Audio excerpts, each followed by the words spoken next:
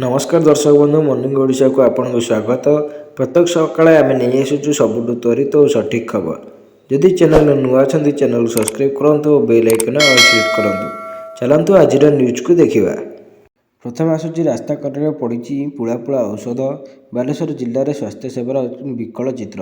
अलिया गदार पड़ी कूढ़ कूढ़ सरकारी औषध। रोगी को नदे रास्ता कड़े फिंगिदेले अवधि सरकारी औषध। अवधि थिबा सरकारी मागणा औषध रोगी को देवा परिवर्ते रास्ता पार्श अलिया गदारे फिंगा एवं चर्चार विषय होईछि। एभली घटना देखा मिली खंडपड़ा थाना निमिकी सड़क कंटियाचिरा नदी पार्श्वर। यही सबू औषधर अवधि सेप्टेम्बर 2026 पर्यंत थिले भी यह फोपाड़ी दि जाइछि। परवर्ती खबर ओडिशा रे खोलिब सीएजी कार्यालय पूर्वांचल शाखा।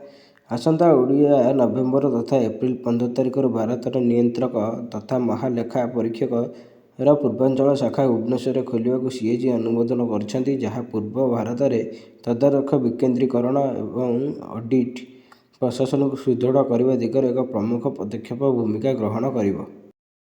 परवर्ती खबर राज्य में कलबल करुछि शीत। कलबल करुछि शीत पुणी खसिला पारद। राज्यर असंभाल जाड़ थंडारे कंपुची राजधानी भुवनेश्वर कोरापुट कंधमाल शिमिलीपाल भी कलबल करुछि शीत। गुरुवार एवं शुक्रवार सुंदरगढ़ झारसुगुड़ा अनुगुल और ढेंकानाल विक्षिप्त स्थान में शीत लहरी बहीपे बोली पाणीपाग विभाग आकलन करिछि। परवर्ती खबर रेलबाई रे भारत किपरि सफल हैला। गत 75 वर्ष मध्य भारत रेल विद्युतीकरण में उल्लेखनीय अग्रगति करिछि। 1950 मसीह भारत रेल नेटवर्क मात्र 0.7% विद्युतीकरण करा जायतिला, जहाँ वर्तमान 98.8% पहुँची। भारत और चीन रेल विद्युतीकरण में उल्लेखनीय अग्रगति करिसेंति। विश्वर केवल किछि देश अछंती जेउठारे 100% विद्युतीकरण होईछि। परवर्ती खबर 591 जन को नियुक्ति पत्र देले मुख्यमंत्री। दुर्नीति दूरे रहिबाकु परामर्श देले मुख्यमंत्री मोहन चरण माझी। आज मोट 591 जन नूतन नियुक्ति प्राप्त अधिकारी को नियुक्ति पत्र प्रदान करछन्ती एवं सेमानकु दुर्नीति दूरे रहिबाकु परामर्श दैछन्ती।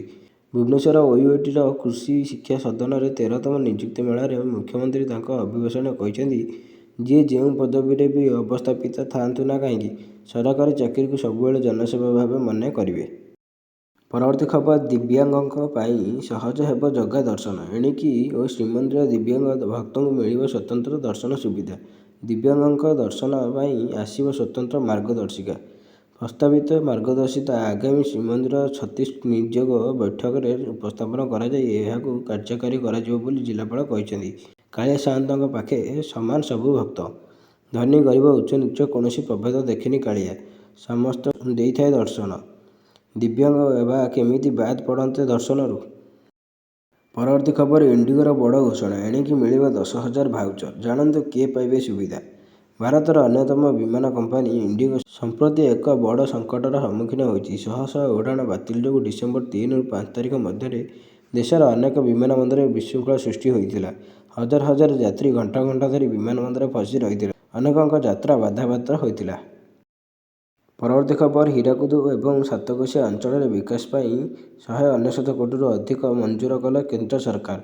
विभिन्न केंद्र प्रायोजित योजना जरिया केंद्र सरकार ओडिशा सरकार को पर्यटन स्थल विकास पर अनुदान जोगाई देथिबा कहिसेंति केंद्र पर्यटन मंत्री गजेंद्र सिंह शेखावत। राज्यसभा एक अणतारिका प्रश्नर उत्तर में श्री शेखावत कहते 2024-25 आर्थिक वर्ष में विभिन्न केंद्रीय योजना पर्यटन मंत्रालय ओडिशा हीराकुद पर्यटन क्षेत्र में विकास पर 99 कोटी 99 लाख टंका और सातकोशिया विकास लगी 99 कोटी 99 लाख टंका मंजूर करिछि। परवर्ती खबर औषध दुकान बाहरिला मद। दुकानी अटक। मेडिसिन दुकान जबत है मद। एभली अजब घटना सामना को आसी भद्रक जिलूर। भद्रक सहर बाईपास स्थित गणेश नामक एक औषध दुकान मद बोतल जबत होइछि। टाउन पुलिस पहुंची मद जबत करने सह दुकानी को थाना अटक रखी तदंत चलाइछि। सूचना मुताबक उक्त दुकान लाइसेंस अवधि सरी जाइथिला। परवर्ती खबर राज्य सरकार बड़ घोषणा। बढ़िला धनुयात्रार अनुदान राशि। धनुयात्रा अनुदान राशि बढ़ाइले सरकार। धनुयात्रा 1 कोटी बढ़िला अनुदान राशि। ପୂର୍ବରୁ ଅନୁଦାନ ରାଶି 10 ଲକ୍ଷ ଟଙ୍କା ଥିଲା। 200 କଳାକାରଙ୍କୁ 10,000 ଲେଖାଏଁ ଅନୁଦାନ ରାଶି ପ୍ରଦାନ କରାଯିବ। ସୂଚନାଯୋଗ୍ୟ, ବରଗଡ଼ ଧନୁଯାତ୍ରା ନିମନ୍ତେ ଓଡ଼ିଆ ଭାଷା, ସାହିତ୍ୟ, ସଂସ୍କୃତି ବିଭାଗ ପକ୍ଷରୁ 1 କୋଟି ଟଙ୍କାର ଆର୍ଥିକ ଅନୁଦାନ ରାଶି ଘୋଷଣା କରାଯାଇଥିଲା।